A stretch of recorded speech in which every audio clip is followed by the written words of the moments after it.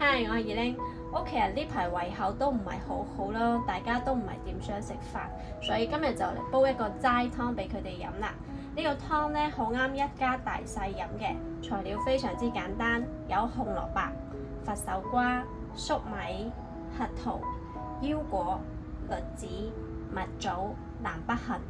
呢個湯呢，我係冇落肉嘅，用呢個核桃、腰果、栗子嚟代替肉啦，煲出嚟嘅湯都非常之清甜好飲嘅。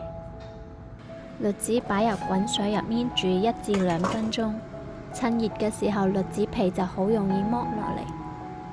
粟米、紅蘿蔔、佛手瓜洗乾淨，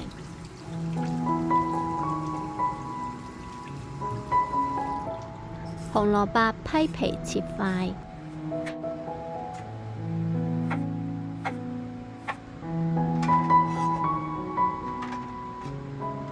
佛手瓜切塊去心，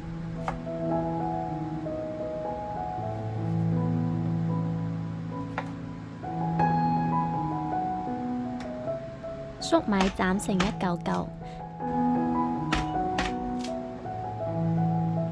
其他材料全部洗乾淨，全部材料擺入煲入面。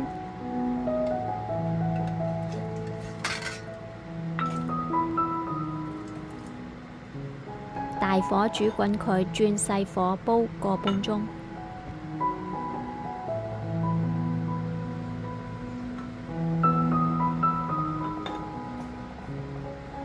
煲好之後落少少鹽調味，或者咩都唔落都好好飲㗎。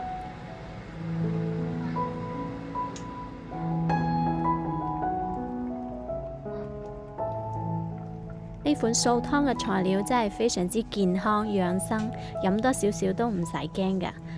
大家快啲去煲嚟試下啦！